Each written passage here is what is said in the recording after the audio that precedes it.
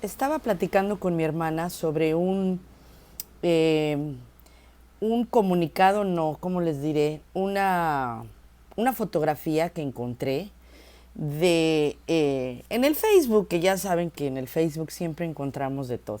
Y mira, esta es la fotografía que dice lo siguiente, dice: tu Dios sabía en su omnisciencia que ahogando niños y mujeres no se resolverían sus problemas, pero en su cuento bíblico lo hizo de todos modos.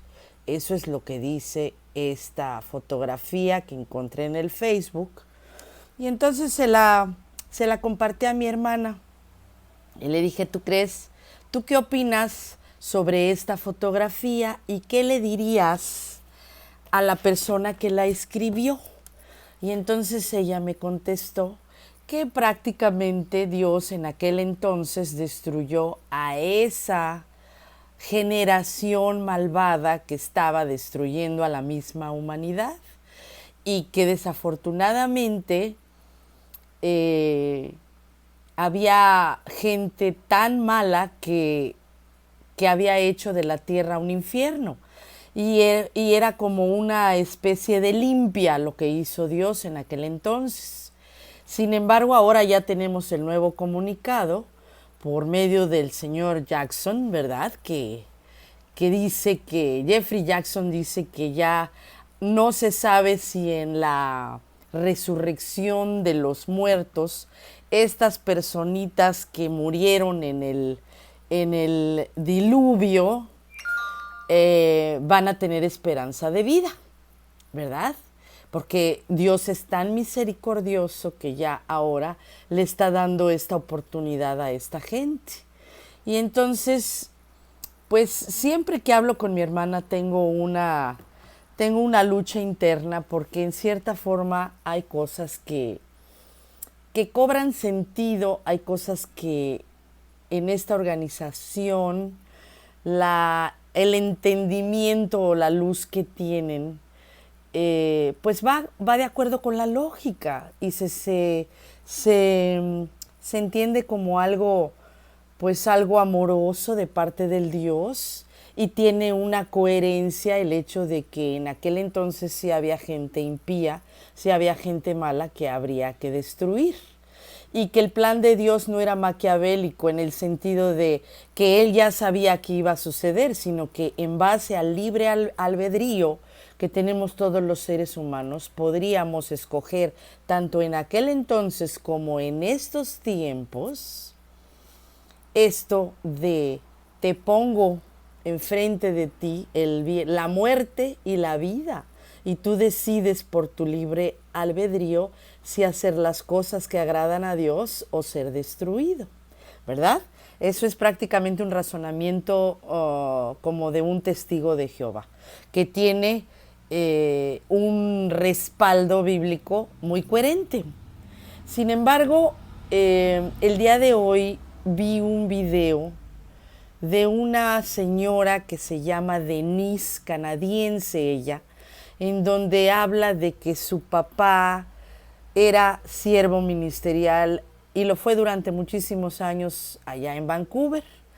Y era un pedófilo reprimido, abusador, incestuoso de su familia o con su familia, con sus hijos.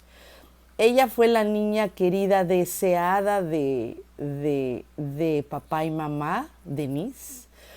Y, y cuando era chiquita era la adoración del papá.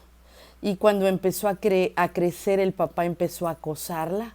Empezó a decirle que ya le estaban creciendo sus pechos, que ya cada día se estaba haciendo más bonita. Cuando yo me pongo a pensar a qué edad a una niña se le empieza a desarrollar el pecho, pues entre 10, 11, 12 años. Su papá se paseaba sin calzones, con un batón nada más, en la cocina, en la sala, cuando su mamá se iba a trabajar o tenía, como ella dice, algún problema y tenía que ir al hospital porque la mamá era una maníaco depresiva. el papá iba y la acosaba en su cuarto, en la cocina le pedía que se sentara en sus piernas, le toqueteaba el pecho, en fin, era un acoso terrible que pues que confundió y traumatizó a esta niña hasta llegar a los 15 años, en donde su padre quiso avanzar más en este acoso. Sin embargo, a esa edad, gracias a Dios, esta niña, Denise, empieza a rebelarse y amenaza a su papá con acusarlo. Al principio no le creía a nadie porque pues así sucede en esta organización, no creen, simplemente es tan aberrante o simplemente es algo tan terrible de aceptar y las consecuencias son tan enormes para esta organización que la gente por lo regular termina por pensar que la niña tiene una mente muy desarrollada y muy adelantada a su edad y que ha visto mucha televisión y que simplemente su papá, pues su papá es cariñoso y la quiere y no le ha hecho nada absolutamente. Ella, al decirle a su mamá después de no sé cuánto tiempo, la convence de ir con los ancianos. Y los ancianos hacen un comité con 5, fueron 5 los ancianos, ya que el caso era de un siervo ministerial, es decir, el hermano, el padre abusador, no era cualquier publicador de pie, ¿verdad? De piso, sino que era un siervo ministerial, entonces había que hacer algo más, tomarle más atención a este comité. Cuando ella llega al comité, le hacen una cantidad de preguntas que dice ella que sentía que era excesivo el detalle que le exigían decir. Es decir, ellos se dieron a la tarea de pedirle que contara con lujo de detalles o con lujo de detalle y repetidas veces la cantidad, cómo fue, a qué horas, qué fue lo que sucedió, qué vestía su papá, qué vestía ella, si ella lo disfrutó, si pidió auxilio, en fin, una cantidad enorme de detalles que rayaban en lo morboso y rayaban en el martirio, que ya le estaban martirizando, ya era una exageración excesiva. En fin, el caso es que la conclusión de ese comité judicial fue que si ella tenía algún testigo o algunos 2 testigos que pudieran constatar este abuso, y ella lógicamente les dijo, pues señores, cuando alguien abusa a un menor, no invita a las demás personas a que observen, o no hace una gran fiesta y un anuncio para que la gente se entere, ¿verdad? Entonces, ya que no tenía estos 2 testigos, no pudieron proceder. Aún así, le hicieron un comité aparte al siervo ministerial, al hermano. Y él les dijo que, pues que era simplemente cariñoso y que como no había habido penetración, no había delito que perseguir. Así es que a la niña, a esta adolescente, la censuraron y la señalaron por tener esta osadía de haber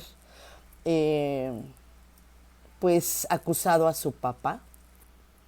Y así su papá siguió siendo un siervo ministerial y ella siguió siendo una hija sumisa.